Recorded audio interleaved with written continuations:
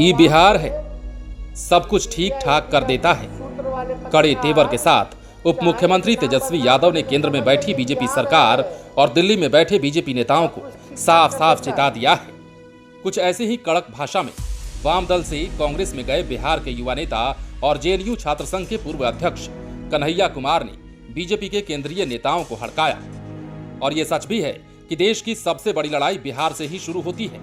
1974 का जेपी आंदोलन इसका गवाह है। बेशक ये भी कहा जा रहा है और देखा भी जा रहा है कि बीजेपी सरकार विरोधियों को दबाने के लिए जांच एजेंसियों को पीछे लगा रही है। इसके बाद भी मुख्यमंत्री नीतीश कुमार ने केंद्र सरकार और नरेंद्र मोदी के खिलाफ मैदान में भिड़ने को तैयारी कर ली है। इसका साफ मैसेज है कि इस बार 2024 की लड़ाई देश में रोचक होने वाली है और इसकी रणभूमि बिहार ही बनेगा। तो क्या नीतीश कुमार इस बार आर पार की लड़ाई को तैयार हैं और सीबीआई ईडी को इग्नोर करते हुए तेजस्वी यादव भी खुलकर साथ दे रहे हैं?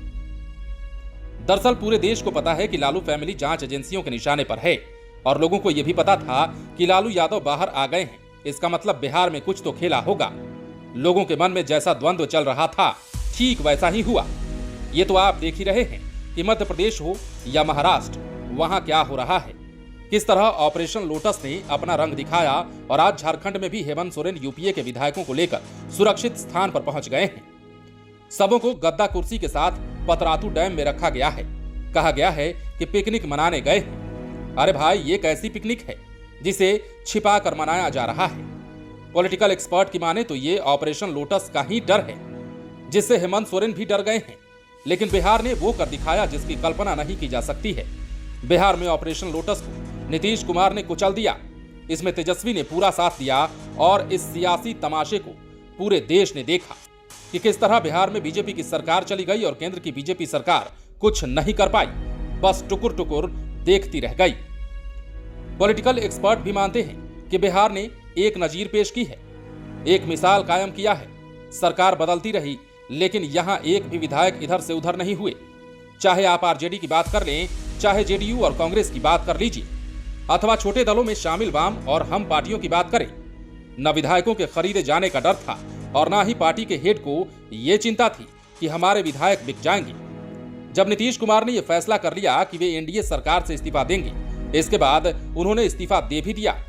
बावजूद इसके सभी दलों के विधायक अपने अपने घर में आराम फरमाने चले गए। न वे बिके और ना ही बीजेपी ने इनकी कोशिश की। तभी तो कहा जाता है कि ये बिहार है। बिहार में महागठबंधन की सरकार बनने के बाद से ही दोनों ओर से बयानों के जंग शुरू हो गए हैं। हमले पर हमले किए जा रहे हैं, एक दूसरे को चेतावनी दी जा रही है। जिस दिन फ्लोर टेस्ट हुआ उस दिन सुबह से ही आरजेडी नेताओं के ठिकानों पर ताबड़तोड़ छापेमारी की गई। यहां तक कि लालू फैमिली के सबसे नजदीकी सुनील सिंह के ठिकानों पर भी रेड हुई। हालांकि पॉलिटिकल एक्सपर्ट ही यहीं बीजेपी के भी नेता नाम नहीं छापने की शर्त पर कहते हैं कि छापेमारी की टाइमिंग गलत थी। इससे बीजेपी की बदनामी ही हुई है और उनका वोट बैंक और अधिक मजबूत हो गया है। लेकिन इससे संकेत साफ है कि बीजेपी अंदर से घबराई हुई है और उन नेताओं को यह भी आशंका है कि 2024 आते आते जांच एजेंसियों का एक्शन और तेज होगा।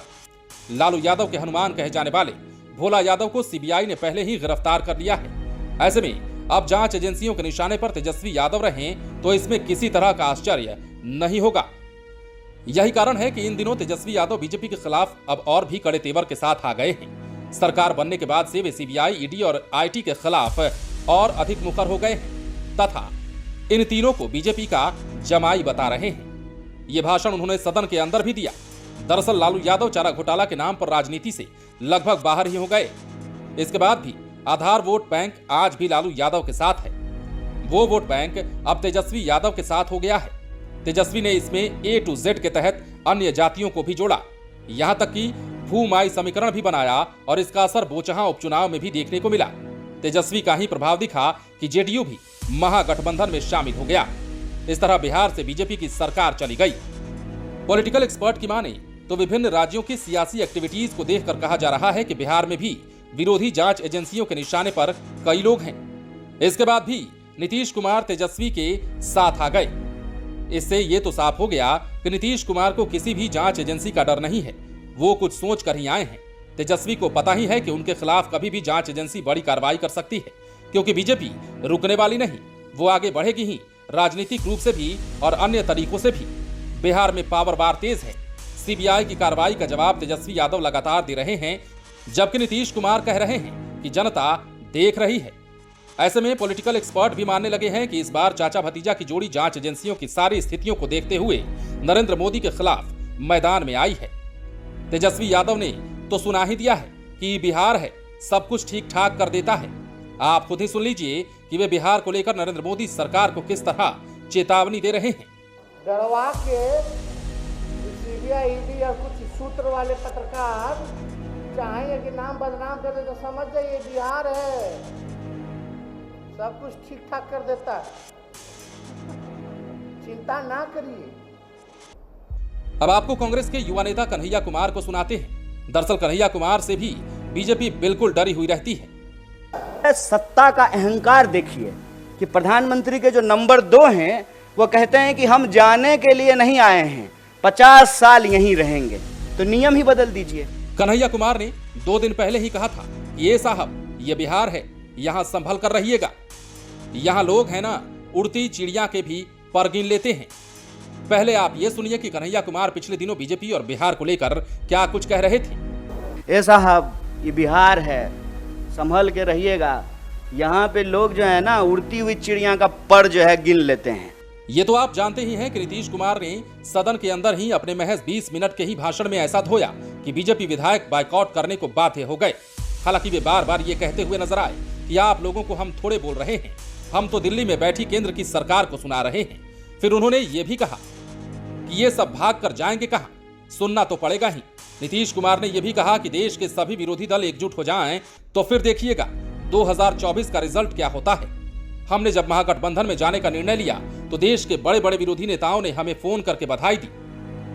उन नेताओं ने कहा कि आपने बहुत अच्छा निर्णय लिया है। ये तो सबको पता है कि नीतीश कुमार जब बोलते हैं तो खूब बोलते हैं, लगातार घंटों बोल सकते हैं और बिना देखे हुए बोल सकते हैं। हर किसी को लग रहा था कि वे बीजेपी को सदन में किस तरह धोते हैं, लेकिन विरोधी दल के विधायकों के बायकॉट करने से उनकी मंशा पूरी नहीं हो पाई। ये कसक उनके चेहरे पर देखने को मिली थी। और अब जब ये स्पेशल स्टोरी लिखी जा रही थी तो जेडीयू के राष्ट्रीय अध्यक्ष ललन सिंह ने तेजस्वी का समर्थन करते हुए ट्वीट किया है कि झूठ, फरेब और चरित्र हनन करने के प्रयास का पर्दाफाश हो गया है। भाजपा के नेतागण पहले अपने गिरेबान में झांक कर देखें। मध्य प्रदेश, महाराष्ट्र और झारखंड में जो हो रहा है वो पूरा देश देख रहा है। नैतिकता का पाठ पढ़ाने के बजाय पहले खुद नैतिकता का पाठ पढ़ें। और ये सब बताने के लिए काफी है कि नीतीश और तेजस्वी यादव ने सारी जांच एजेंसियों के डर को झटकाते हुए हाथ मिलाया है और लड़ाई इस बार बेशक आर पार की होने वाली है। लाइव सिटीज के लिए पटना से राजेश ठाकुर की रिपोर्ट।